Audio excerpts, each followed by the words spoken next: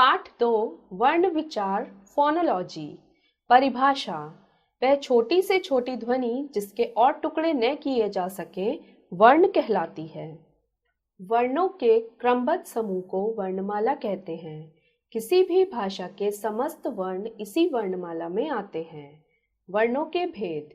वर्ण दो प्रकार के होते हैं, एक स्वर वॉवल्स और दूसरा व्यंजन कॉन्सोनेंट्स। परिभाषा स्वर तथा व्यंजनों को मिलाकर ही वर्णमाला बनती है।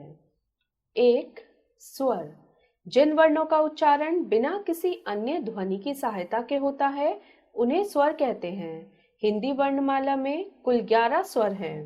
ए, आ, ई, उ, री, ए, ऐ, ओ, औ। स्वर के भेद। उच्चारण की दृष्टि से स्वर दो प्रकार के होते हैं। एक ह्रस्व स्वर, जिन स्वरों को बोलने में कम समय लगता है उन्हें ह्रस्व स्वर कहा जाता है, जैसे ए, ई, उ तथा री। इन्हें मूल स्वर भी कहते हैं। दूसरा दीर्घ स्वर, जिन स्वरों के उच्चारण में ह्रस्व स्वर से दोगुना समय लगता है उन्हें दीर्घ स्वर कहा जाता है, जैसे आ, ई, उ, ए, ऐ, ओ तथा औ। मात्राएं। स्वर जब व्यंजनों के साथ जुड़ते हैं तो मात्रा बन जाते हैं। स्वरों की मात्राएं इस प्रकार हैं। ए कोई मात्रा नहीं, आ की मात्रा, ई की मात्रा, ई की मात्रा, उ की मात्रा, ऊ की मात्रा, री की मात्रा, ए की मात्रा, ऐ की मात्रा, ओ की मात्रा, औ की मात्रा। अस्वर की कोई मात्रा नहीं होती। व्यंजन जिन वर्णों को बोलने के लिए स्वरों की सहायता लेनी पड़ती है उन्हें हम व्यंजन कहते हैं। इन ध्वनियों को स्वरों की भांति स्वतंत्र रूप से नहीं बोला जा सकता। हिंदी भाषा में 33 व्यंजन हैं जो निम्नलिखित हैं। कै वर्ग कै, खे, गे, खे, अंगे। चै वर्ग चै, छै, जै, झै, इयं। टै वर्ग टै, ठै, डै, अड़ै, ढै, अढै, अणै। तै वर्ग तै, थै, दै, धै, नै। पै वर्ग पै, फै, बै, भै, मै। अंतस्थ य, र, ल, व। ऊष्म श, श, स, ह बराबर 33। व्यंजनों को मुख्य रूप से 3 वर्गों में बांटा जाता है, स्पर्श, अंतस्थ तथा ऊष्म। एक स्पर्श व्यंजन। स्पर्श का अर्थ है छूना। जिन व्यंजनों का उच्चारण करते समय जीभ मुख के अनेक स्थानों को स्पर्श करती है उन्हें स्पर्श व्यंजन कहते हैं। ये निम्न प्रकार हैं। क वर्ग क, ख, ग, घ, अंग। उच्चारण स्थान कंठ। च वर्ग च, छ, ज, झ, इय। उच्चारण स्थान तालु। ट वर्ग ट, ठ, ड, अड़, ढ, अढ, अण। उच्चारण स्थान मूर्धा। त वर्ग त, थ, द, ध, न। उच्चारण स्थान दंत। प वर्ग प, फ, ब, भ, म। उच्चारण स्थान ओष्ठ। विशेष अड़ और अढ वर्ण को शब्द के प्रारंभ में प्रयोग नहीं किया जाता है। 2 अंतस्थ व्यंजन।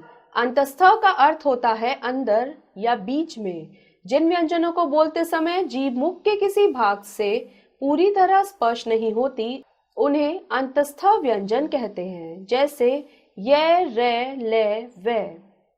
3 ऊष्म व्यंजन। ऊष्म का अर्थ है गर्म।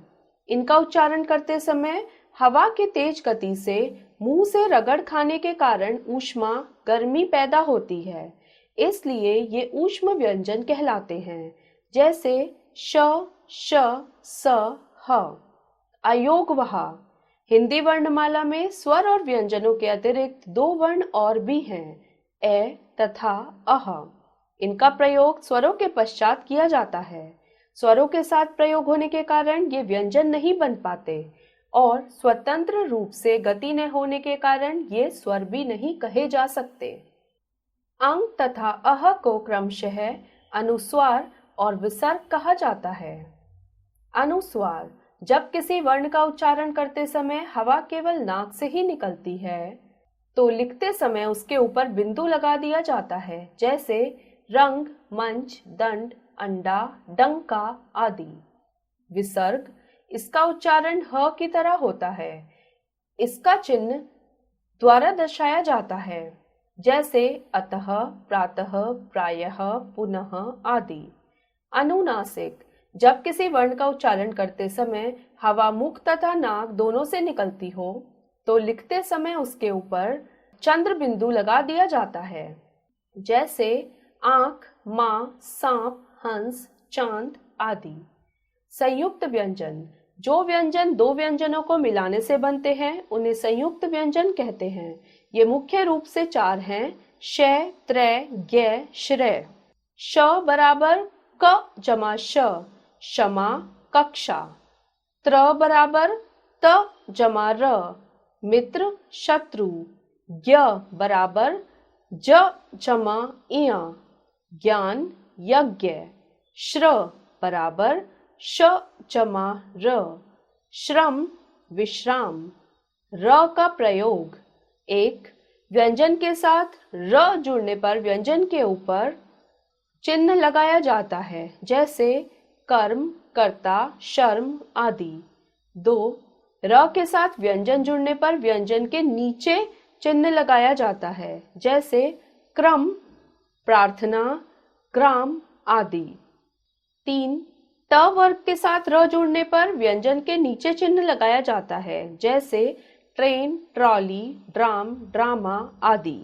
आओ दोहराएं। वर्ण भाषा की सबसे छोटी इकाई है। वर्णों का क्रमबद्ध समूह वर्णमाला कहलाता है।